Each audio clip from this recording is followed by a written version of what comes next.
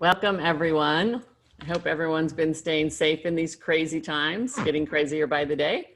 I think that most of you know that the Producers Guild Production Safety Task Force has released our protocols for producers producing independent productions.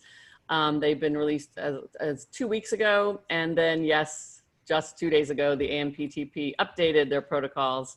So we will be coming out within the next week or so with updated protocols. It includes, for those of you who haven't had a chance to go through, some updated, a little bit of leeway for testing in some ways, because they're looking at real life examples of productions not able to get 24 to 48 hour turnaround on PCR testing. It also includes new zones C and D, and we will hopefully be able to cull through all of their, it's somewhat legalese, and be able to put it in some more producer friendly, at least more Lori friendly, as a non-legal producer, to be able to look at them and implement them in our production. So today we have members of our task force here that I'd love to have introduce themselves, and I'll go around and call on you, and also two very special guests who have been recently in the field to give us some from the field tips and pros and cons of the things that they did. And so I'd like to start with our production safety task force team. Harvey, why don't you start by introducing yourself? Sure. Hi, I'm Harvey Wilson. I'm an EIC working out of LA and a former board member of the PGA. Happy to be here. Thank you, Harvey. And Bob. Hi, sorry about that. Hi, I'm Bob Salerno. I'm a independent New York-based producer and work in New York and Los Angeles, sitting on the PGA task force, as well as a couple other boards, and work with Film Finances on their safety board as well. And Mary Jo. Hi, Mary Jo Winkler here. I am a New York-based producer. I am also on the East Coast board as a member at large, and I am currently executive producing a television series in Toronto, and I'm about 4.5 weeks away from shooting. Ooh. Michelle Bird. Hi, Michelle Bird, Associate National Executive Director with the Guild. Gary Lucchese. Hi, Gary Lucchese, President Emeritus of the PGA, along with Lori McCreary, and proud to be a part of this task force. And Chris. Chris, when you introduce yourself, you want to tell us a little bit about what you're going to talk about today as well? Sure. Hi, guys. My name is Chris Telms. I'm a former chair for the New Media Council, and my role at Disney is head of creative services for Disney television studios. And so today I'll be talking about a behind the scenes shoot that I did for one of our scripted shows that went back into production, and all of the challenges that came with that were both planned for and some that weren't. Oh, good. That's a good tease. Susan, could you introduce yourself? Hi, sorry about that. Susan Sprung. I'm the National Executive Director and Chief Operating Officer of the Guild. And she does understand all the legal issues. And Diana, can you show yourself? Hi, everyone. I'm Diana White. I am the Manager of Member Services and Events with the Guild. Great, thank you. And then I'm going to have Bob and Michelle introduce our two guests.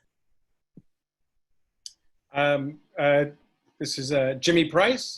He is an independent producer as well that was shooting during the COVID lockdown and was able to successfully gear back up, finish his photography here in New York, upstate, and he is a success story. Welcome, Jimmy. Hey, everybody. And also joining is Erik Holmberg, who is executive producer of season 4 of Fargo, which I believe just did 2 weeks in Chicago, or roughly 2 weeks. Just over 2 weeks, yeah. Okay, and a lot of it on exteriors, correct? What we heard? Well, we'll get into that, I suppose. But Okay. we had 2 units going, 1 unit on stage and 1 unit on location the whole time. Awesome. Great. Thank Great. you. So what I thought I would do is have Jimmy and then Erik kind of give us an overview of what happened, if you were already going and shut down, and then how you got started. And in the meantime, I would just open it up to the team for questions. If you see the Q&A button or in the chat, please put your questions in there and we'll try to get to them all today. Thanks. Jimmy, you want to start? Sure. I was filming in Ottawa at the end of December or early December, and we were gearing up to do additional photography in February, and kind of started to get a little bit worried and pushed, and decided that we're going to wait and just continue with doing some editing offline. And then we pushed and didn't get shooting until the middle of the summer, until the first week of August, where instead of going to Ottawa, we had our talent in New York. So we went up to Syracuse, Liverpool, Central New York area. We shot for 7 days. It's a tier 1 IATSE film. We had a COVID supervisor that was great. That's someone that just graduated from Syracuse University, that was an epidemiologist, master's degree, and had a relationship with the lab. We also dealt with the county executive's office, who was really eager to get business back in the area, that helped us with the relationship with the lab. And we had what I found out later to be very low instant test costs, where we were, under $100 a test. It was pretty low at that time. Central New York, Onondaga County has some great numbers. So that kind of helped us getting, everybody's confidence up, getting everything approved with, the green light from IATSE, Teamsters, and SAG. It was a non-DGA shoot. And we had half stage work, half stunt work. We shut down a highway. We kind of were doing all our car-to-car work, some special equipment, and a lot of exteriors, which was nice in the summer. We realized that we kind of needed our COVID tent almost every day as we went. It was kind of a learning experience. We tried to only do testing, every other day for Zone A. We've learned that more people are in Zone A than we budgeted for, and just kind of had to roll with that as we went. And before you knew it, it seemed like we had a COVID tent either on set or at the entrance to the stage every day. And the lab that we work with, it was really a mobile lab setup that we had. They were great. We had to try to teach them the language of film, and they taught us the language of science to work with the lab. If we had a larger cast, I really would think that the COVID supervisor would need someone with some experience, like an APOC or a second AD type, to coordinate actors traveling from other states, having to get tests before and after they land, and coordinate with their agents and assistants, and even notify SAG. So yeah, we were a bit nervous getting going, but everything turned out great. We had some regional crew and some New York City crew. So we had people tested in New York City before they came up. Yeah, that's about it. If anyone has any questions, happy to answer. It was successful. If it was a longer shoot, I think, would have done some things differently.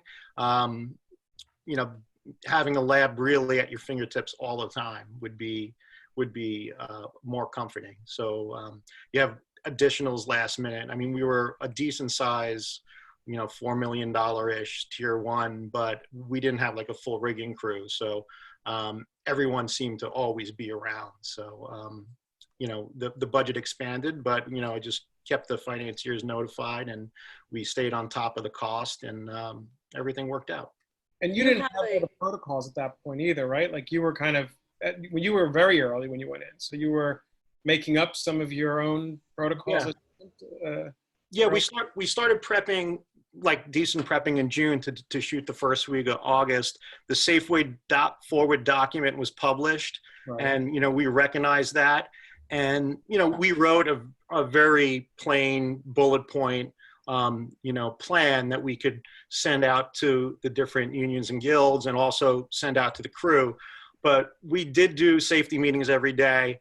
And I tried to keep a dialogue going where, at a safety meeting, you want to talk about something, you have an idea, like the A bathroom and the B bathroom and the male and female and the signage, and, adding another bathroom was something that people wanted.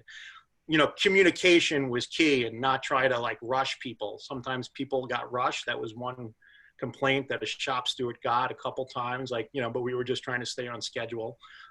We did try to stay to 10-hour days. And whenever we were going to go over 10-hour shooting days, we would just ask the crew, look, we need another 45 minutes. You know, out of those 7 days, I think we went over twice, but we also did often pre-calls, different departments, so we were ready. We were shooting 35mm film, and we had a big camera crew, so we had to switch over from HD to 35 a couple times.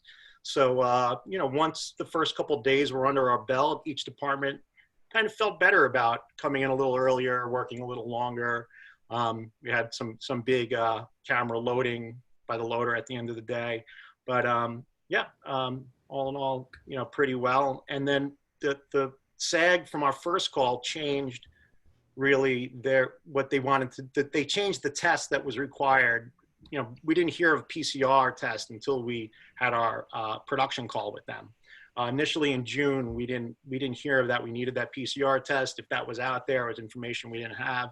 But then we just adjusted, and you know, the lab and the epidemiologist who's from Syracuse was really, really helpful. Did you talk to several labs before you found the right one, or did it come through your health and safety person?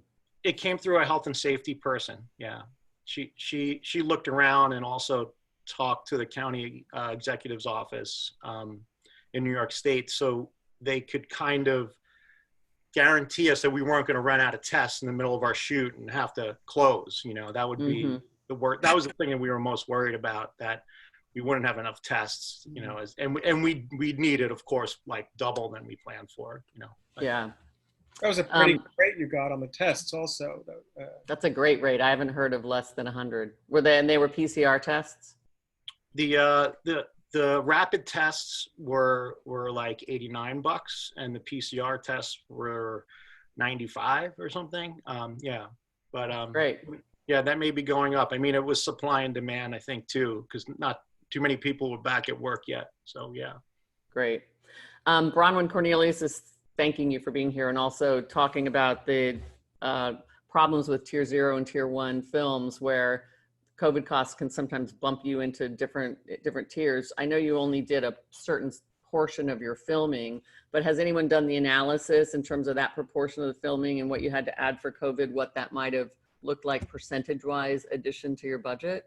Yeah, we broke it down to look at it afterwards, and we were about 7%, which is, I understand, a low part of the budget. But the new document that just came out, COVID costs are excluded from Guild and IATSE tiers, so that's a plus with budgeting things moving forward. Yeah, that's fantastic. And did you feed, when you broke for lunch, did you feed people outside? How did that work on your production? We did. I mean, the weather was perfect, so you know, we did have one really hot day, one that was like a heat wave type of day, but we put pop-up tents outside, you know, 6-foot tables with a person on each side. And I think the catering could have used improvement, because we just kind of like rushed it. Everybody got a box lunch, and nobody complained for a change, you know, but everyone was happy to be working, which was great. But I think if it was a longer run show, we could have beefed up the food. We had a craft service tent where you go up to it almost like a drive-through, say, I want one of those, and then you get it delivered to you, you know, yeah. And did you have an insurance company or a bond? No, we weren't bonded, and you know, we were the financiers, you know, self-insured production entity through our financing agreements. Can you give us the name of those financiers, please? Well, it's published. Valparaiso and Werner Entertainment. We're going to call them because we were trying to get films financed. One of the things that I think is coming up, you know, people who are going into production during the winter are going to be trying to figure out how to safely feed the crew. Melissa Friedman was asking us about that. And I think that because the airborne component of COVID-19 is very, very important for us to address now, that any kind of interior or inside a tent breaking for feeding people needs to have extreme ventilation, and it's better to be outside. So I'm glad you guys were outside, and I think that we're going to have to look at that really carefully when we're shooting in locations where we need to be indoors. Yeah, we tried to steer away from French hours. I mean, I heard of a few people doing that, but then it was also kind of discouraged, I heard also. And you need to do 24-hour notice, not just to the locals, but on the, IATSE level, that you'd have to get approval for working French hours. That may work for a very short shoot, but for an extended show, doesn't seem like that would be a solid. Yeah, many of the crew love it, and then a certain section of the crew pushes back, so it's really hard to implement French hours, even in the best of circumstances. So, yeah. Thank you, Jimmy. I think we'll go over to Eric, and then I'm sure there's more questions that'll be coming in. Sure. So Fargo, we were almost done with our final block in March. We shut down with 17 days of shooting left. And the decision was made pretty quickly, I suppose, in April, that we wanted to come back and try to finish the season and get it on the air this year. We rescheduled it out based on a 10-hour day, and it looked like 22 days of work. And we got a lot of pushback from the cast about being in Chicago for that long. This was still back in April or May. People were really afraid. And we had 3 cast members from Europe who had gone home. So we had to figure out how to get them back into the States, knowing that they would need to do a 14-day quarantine when they returned. They were particularly not interested in spending another 5 weeks shooting. And we were worried about the virus itself shutting us down, knowing that there wasn't much of an appetite with our studio partners to come back again. So we really needed to finish it. If we were going to come back, we needed to get it done. So we decided to, I should say what I proposed and everyone agreed to, was that we would shoot 2 units so that within the first 5 days, we would get 10 days of work, and we would prioritize the work so that those first 5 days would finish the season. So that if Noah had to cut it together and we got shut down, we would be able to finish our season and get on the air. And also, if we had a positive test on one unit, the 2 units were completely separate, so the other unit could keep shooting. So that was our insurance against COVID. And of course, the cost of shooting for 4 weeks is the same as the cost of shooting for 2 weeks in many ways. So it didn't add a lot of cost. It just added a lot of logistical things to figure out. We were lucky in that our work was like a 50-50 split. So we just happened to have the same amount of work. Our location unit went for 12 days and our stage unit went for 11 days.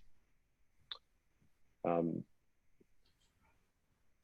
we were able to get an exemption from ICE, Customs and Immigration, to get our European cast back. So for anyone who has European cast, you can actually get them back into the country, even if there's a ban on bringing people from that country to the States. Oh, fantastic. And how big was your cast and crew? Fargo season 4 was much bigger than the previous seasons of Fargo. We had 16 series regulars and a very large cast beyond that. Almost all of them had to come back. We also did not want to compromise the scope and scale of what we were doing. So with 2 units going, my cast and crew was probably 500 people. Wow. And how did you handle testing? We tested per the protocols 3 times a week for Zone A, which, as other people have mentioned, is larger than you think it's going to be. Especially when we got really close to shooting, it was clear that certain departments, Grip Electric in particular, really couldn't split themselves into different zones. They all ended up needing to be in Zone A for us to do our work. So Zone A kept expanding. So that we had a third-party testing company. They had connections to more than one lab. We did have to replace our testing company halfway through prep because they were not able to keep up. And they were using public labs, which is where you start seeing the real big delays in getting your answers. So we switched to another testing company that had contacts with private labs so that we could get as close as we could to guaranteeing a 48-hour turnaround, without which the test is pointless. So we were able to test both of our crews with pre-calls in the morning. It probably took, after we got up and running smoothly, 20 minutes to half an hour to test each crew in the morning, 3 times a week. And then the protocol for MGM was that Zone B had to be tested twice a week. So that team had to go through twice a week as well. And you meant 30 minutes to get the whole crew through testing? Yes. That's amazing. So you must have had multiple lines set up for people to. We would have 3 tents going. It was a little slower the first time through, but once the crew kind of got the hang of it, we would do the folks in the first 20 minutes, half an hour before call that couldn't break. And then the testing tents would stay open for another 2 or 3 hours, depending on location of the stage where we were. And people would cycle back during the first 2 or 3 hours of work and get tested during that time if they could cut and go over there. Got it. That's great. That's great. Eric, I have a specific question about sort of your day-to-day on set. Sort of, you know, traditionally, sort of the differences of like pre-COVID and then during COVID, right? So traditionally, we will, you know, we typically will, you know, start, you know, get the set ready, light, we'll pull the actors out of hair and makeup to do a blocking rehearsal. And then there might be 20, 30 minutes of lighting left. We send them back, they get finished, they come back. With all of the logistics of a base camp and a moving actors back and forth and being in a place where you're not just on a stage and on your location work, were you asking actors, and I know we've made this recommendation that actors need to come to the set like ready, but how do you finesse that sort of warm-up time that actors sort of, it's good for everyone, right? It's good for us to finish the lighting process. It's good for the actors to get sort of know what they're doing. But did you have actors just getting ready and coming to the set, and did that work? And what, were there any pitfalls to that? Every show is different. We approached it this way. We shot 10-hour days with rolling breaks. Okay, so we never broke. This for me was really necessary on location in particular because you don't have the space. It's impossible to break that many people and socially distance them and have them eat. So we actually had to give a lot of thought to how we could even get 10 or 15 people through lunch at a time if you're on a location where there's not a convenient large space. Even on the stage where we had a catering space, we broke one day for logistical reasons and we couldn't feed. We just couldn't sit down 100 people. You can't do it. So that's something to keep in mind, but I digress. My point with the 10-hour day is that with the rolling break is that the cast would come in ahead of that call, right? So the crew hasn't started work yet. Cast would get ready at base camp. And then when they were ready, they would come out to the set and we do a rehearsal. But the idea was that the set would be lit and ready for them when they got there. If there was anything that needed to happen at that point, you don't have the time to send them away. So they'll sit comfortably in a chair, but that's, you can't do that normal thing that we're used to. At least we couldn't. Right. It's possible for them to leave and come back because we certainly did that. We would give them a break. They'd go back to their trailer. They'd come back, but the trailer has to be right there. If you're on location, the trailer has to be right there. You can't, you have to be able to walk to it. You don't want to be vanning people around because that's a whole other problem for you. Right. And then with such a large series regular, you know, a large cast, did you have sort of people sitting, you know, did you space out directors' chairs? Did you have, you know, I'm imagining this kind of like. So there's no video village, right? Right. There's no video village. And everybody on the stage, let's just take the stage, it's easier. You have a map, right? You map out everybody's space. Every department has a space. If they're not working, they're in that space. And there's a space for the cast. Everything is viewed like on your iPhone. So we used a system that pulled off the DIT that broadcast the rehearsals and so on. So, for example, for the actual rehearsals with the cast, we would have like a CCTV camera. We called it Rehearsal Cam. You just stick it in there, and then all the crew would watch that, right? Because they can't come in the space. And some of our locations were very small. You could only have, per the protocols, maybe 5, 6, 7 people in there. So the cast come in, they do that, they go back and relax. But at that point, you really can't spend an hour lighting because you don't have time, right? I don't know if that answers your question, Mary Jo. Very helpful, thank you. Yeah, I mean, Okay. that's, these are the I'm, 4.5 weeks away from shooting. We're starting to have these conversations about what is the day in the life.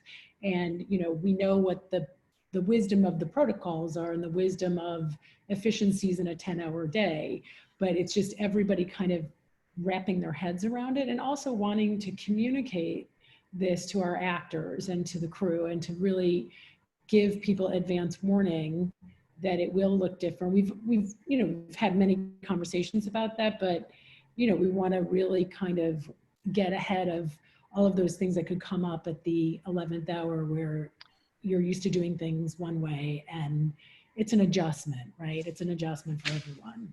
So It is. That stuff I found works itself out.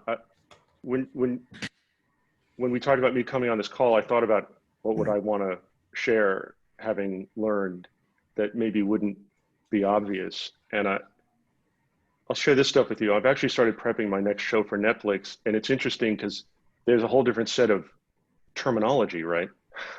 It's all the same thing, but everyone has their own protocol terminology.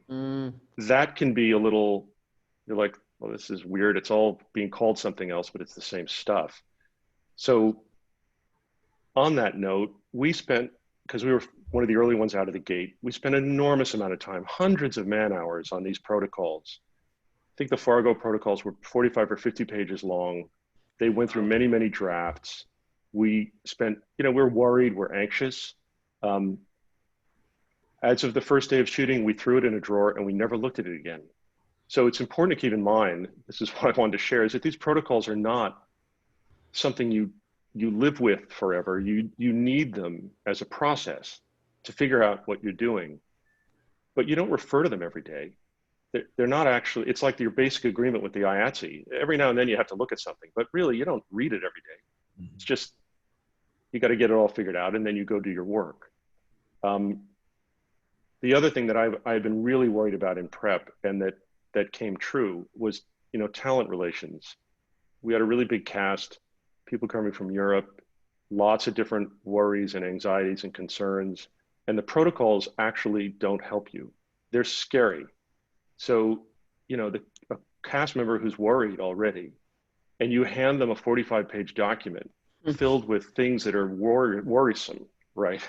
They come out of that like panicked. So it's important to keep people safe, but one of the things I learned as a producer is it's important to make people feel safe, and those two things are not the same thing at all in the COVID world, right? In stunt safety, they're the same thing most of the time, right?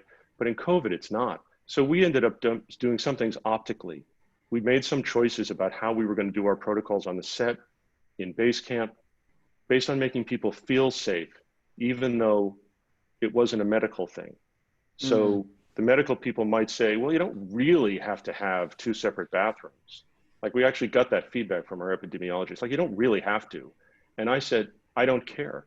We're going to have a zone A and a zone B because it makes you feel safe. So there's things like that where when you look at it as a producer, you're the only one thinking that way.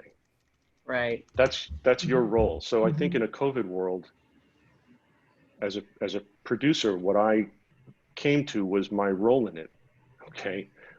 I'm not here to be a medical expert, and I'm not here to actually decide what's safe.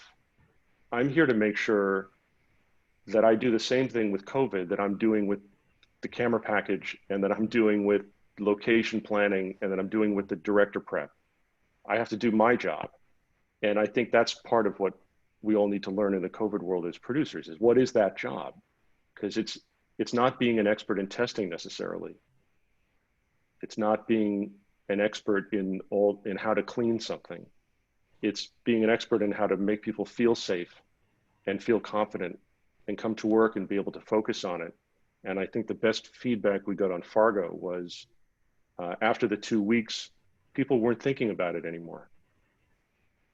They just That's weren't great. thinking about COVID. I mean, that's where you want it. That's your goal, right? You want to get to a place where people are just working and they're not worried and they're not thinking about it, and the cast is relaxed and they feel safe. That's great, Eric. How many people did you have in your health and safety department? Well, we used a third party for our testing, so that a lot of that was farmed out. We had a health and safety supervisor who was a medic. We had a health and safety manager who was basically a production coordinator. And those two kind of run everything. And then they had a support staff. It's interesting with Netflix, it's a much larger group. I think every show and every situation has some different needs. We would have people who are basically PAs or PA level people checking in the morning and that kind of thing. The medics all got special training, but we didn't have additional monitors, for example, which some productions have. I'm aware of that. So I thought we had an enormous number of people. We probably had 5 or 6. And now I'm learning that we actually didn't have a lot of people. Yeah, compared to what we've heard, that seems small. Yeah. Where did you find yourself most days? Like, where did you spend the most, like, given what you would normally do on this kind of a production?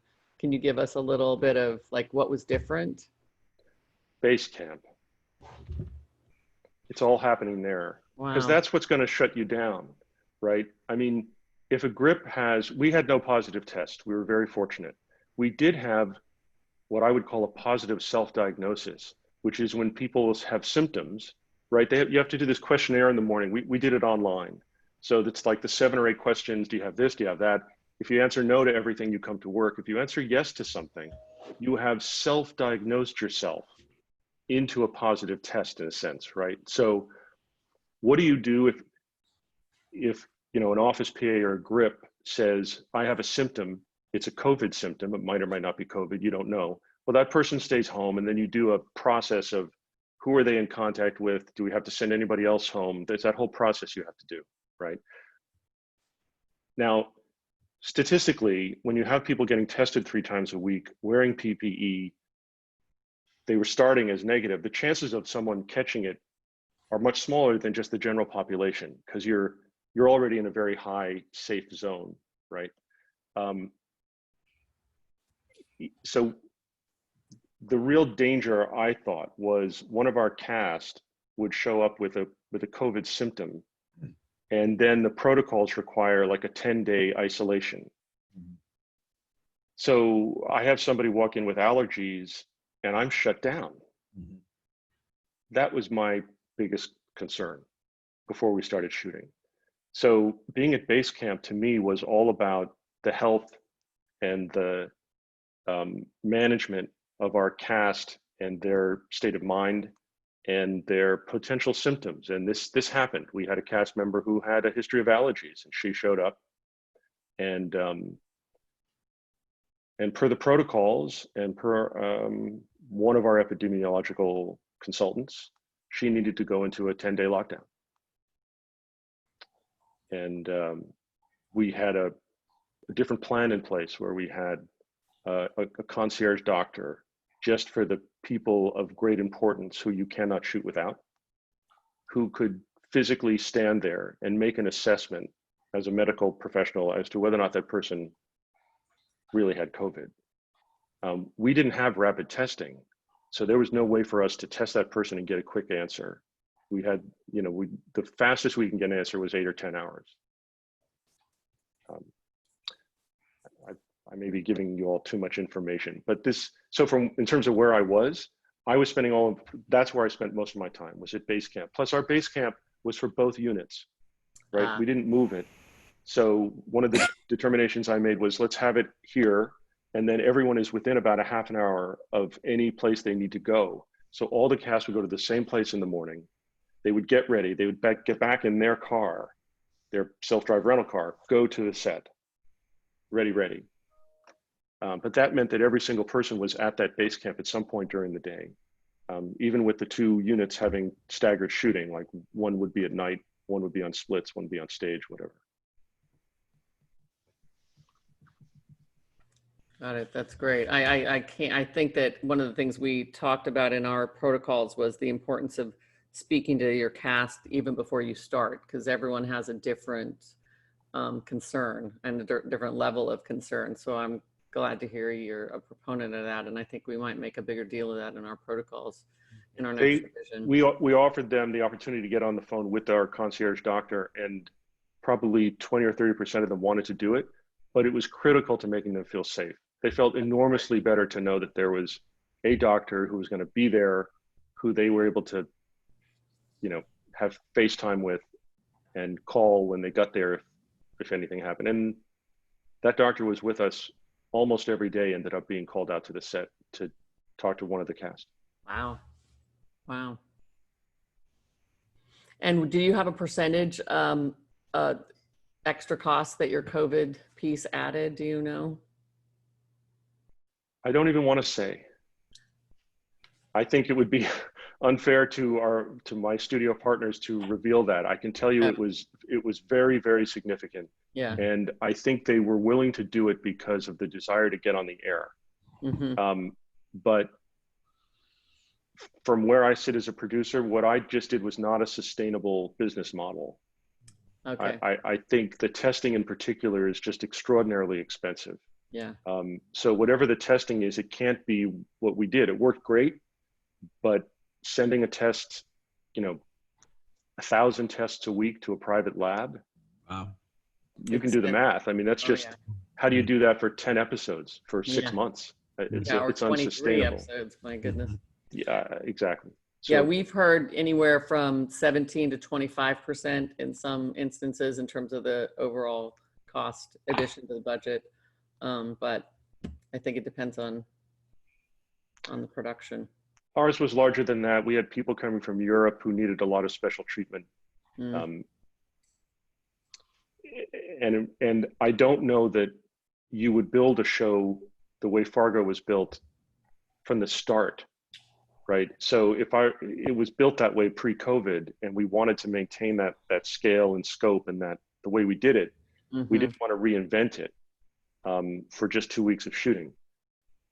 But I don't think you can have a crew that big or necessarily take on that scope or scale and maintain only like a 15 or 20, 25% premium. And on your next show, are you making those suggestions in terms of is it a series or? It's a series. And yeah, I've just started working on it with Netflix, and they're very open to what we did. You know, this is all unprecedented for all of us, right? We're all inventing it as we go. So there's still a lot to try to figure out as to how to streamline it and make it sustainable over such a long period of time. Yeah.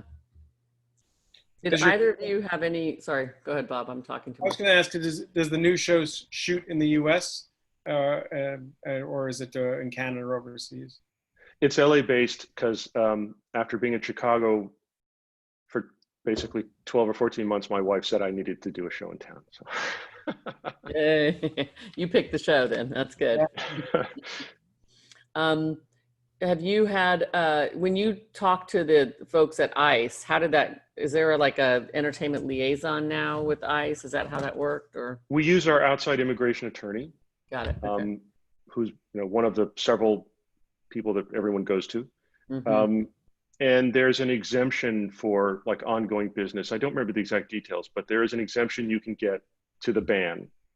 They still have to do the 14-day quarantine when they get here. Copy. Okay.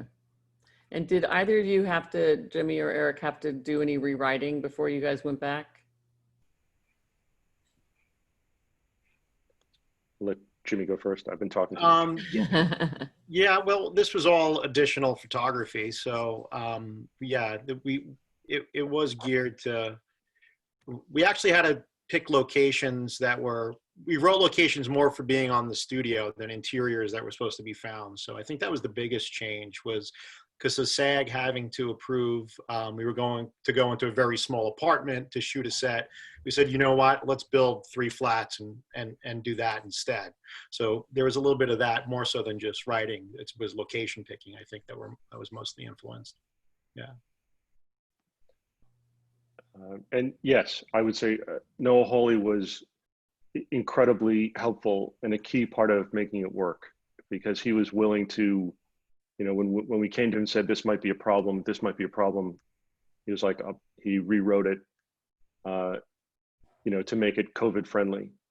And he also did something I thought was a critical part of our success, which is he wrote a really beautiful email to the cast and crew before we started, kind of laying it all out there. Like, this is what we need you to do. We're all in this together. It was really beautifully put. And I think it helped set the tone. It was really great coming from the showrunner, or, you know, in a film, the director or whomever, to kind of set the tone, let everybody know we're in it together. And that was a kind of a key part of getting people on board and keeping their morale high. That's great.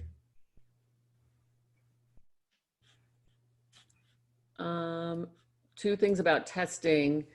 Did you use nasopharyngeal, like way up, or was it just the nasal? And who was a testing company? Yeah. We used a testing company called Visit. They were terrific. They have their own contracts with the labs, and we definitely got into that detail with them because our first testing company didn't succeed. How do you spell that? Visit? Visit, like I'm visiting the doctor. V-I-S-I-T, Visit. Yep. I think they're all around the country as far as I know.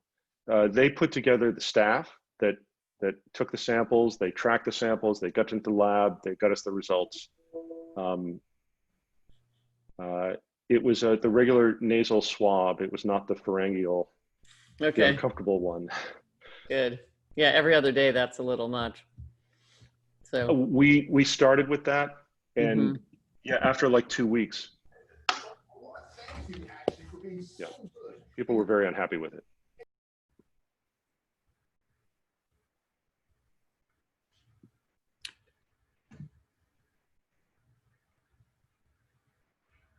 Can you describe the new video village?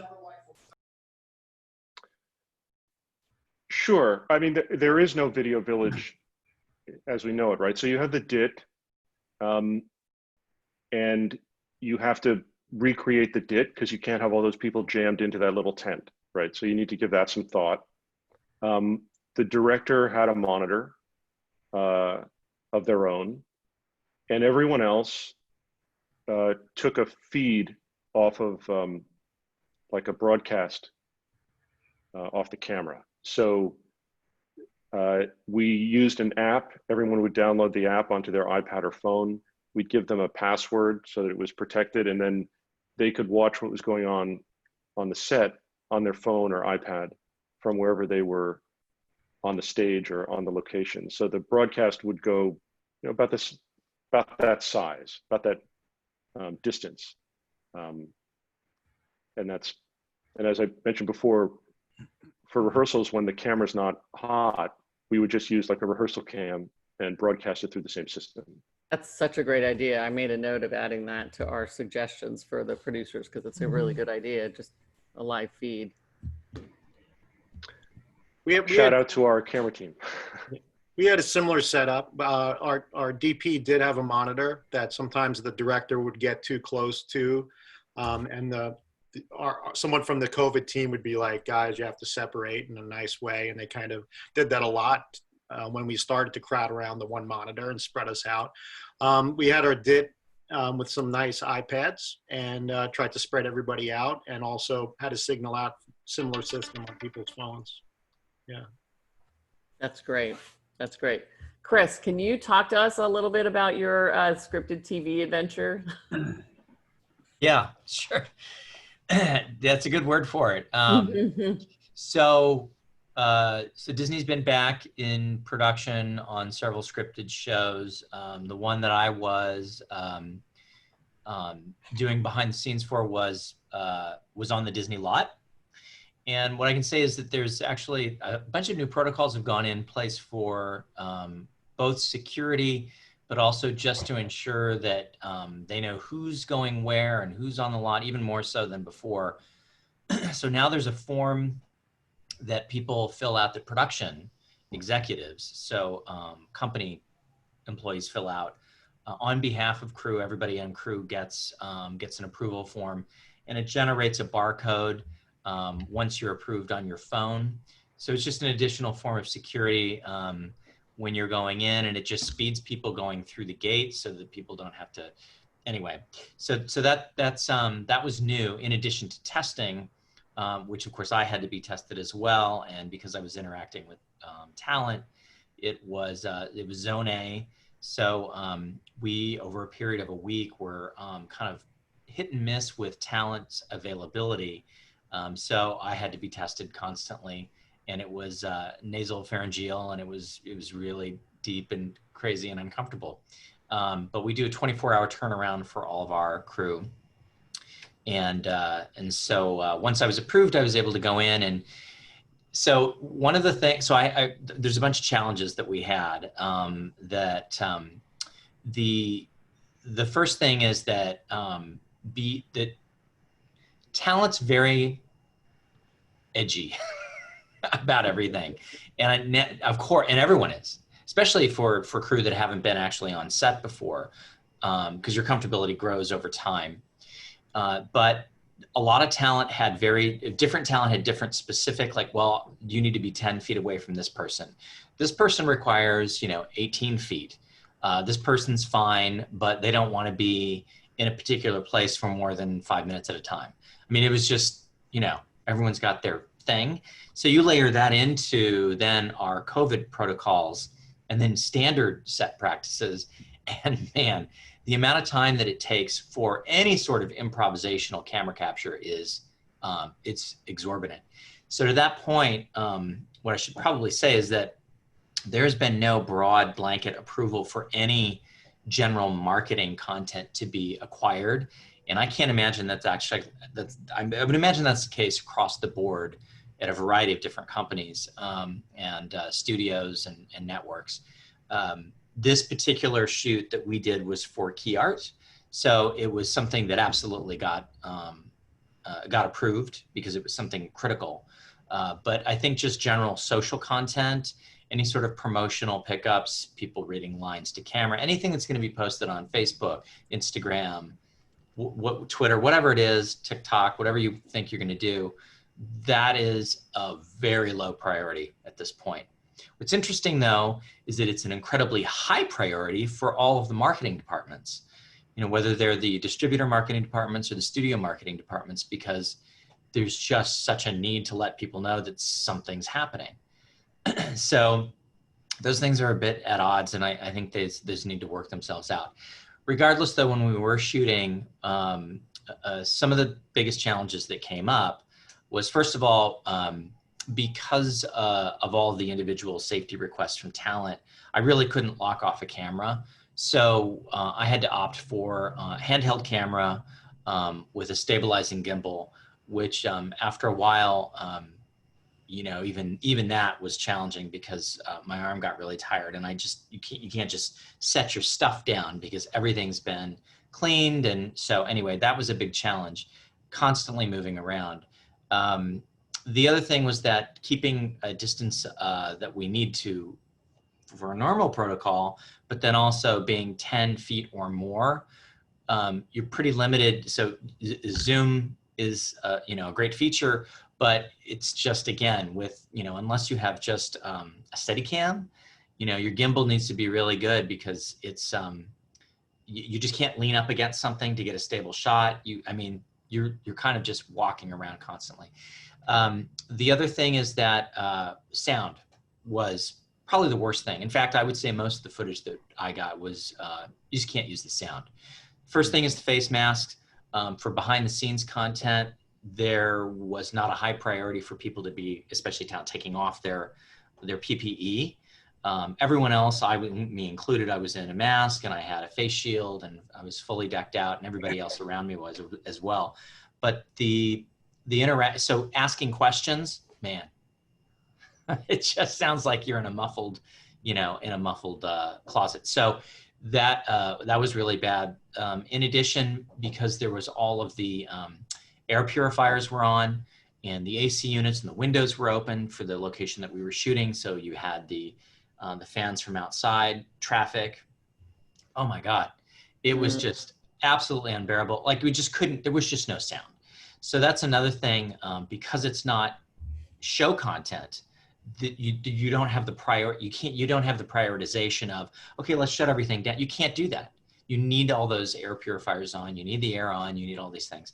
So that was, the last thing I would say is that wardrobe and makeup changes, even though we were very, very clear about what we needed people to be in and what they needed to have, talent would change their minds.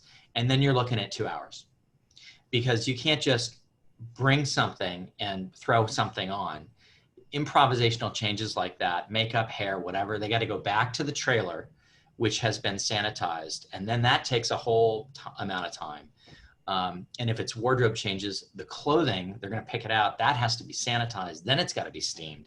Then they're going to put it on. And then they got to walk all the way back over. So, you know, you have 2 of those, your day's gone, and you're just not going to get what you need. So I would say definitely for anyone that's shooting, you know, just be thinking that your distributor is going to want to have some content. And I know it's not a priority right now, but marketing the show is a priority. But I know it's first get the show, then thinking about how you're marketing it. But if at all possible, as you are doing your productions, if you could just be sensitive to that. Certainly everyone's not going to get what they were used to getting, but they are going to want to get something. And even just getting cast interviews is, right now we're waiting another 2 weeks until there's a window, and that's probably going to disappear as well. So it's a big challenge, but it's something that that we all need. And I think is at the end of the priority chain. So do what you can, and help the folks out that are going to be marketing your shows and movies. Yeah, Chris, I think that might be a good thing for us to have as like an addendum in our protocols, just for us to be thinking about. And maybe if you could jot down some of those key points for us, that would be helpful, because I think that I didn't even think about that. And I just remembered we have an unscripted show that's out, and you know, we didn't add a set photographer, which we normally would, just because we're trying to keep the number of people down. But then we're now coming to the end of production, and we're like, oh my gosh, we have no set photography. Yeah. So Yeah. I think we want to, let's make a big like bullet point for people to remember about this, because it's one thing to get a great show, and then it's another thing to have material to market it. Yeah, for sure. I mean, when I was on a call the day before yesterday, and we were talking to Disney Plus, and you know, because this is not behind the scenes crew, social teams, social producers, they're not allowed on set.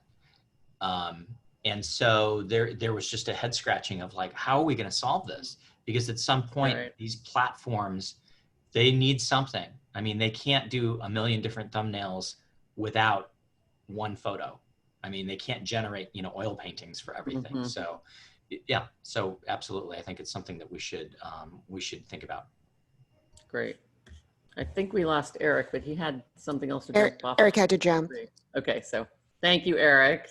I thank him. Thanks.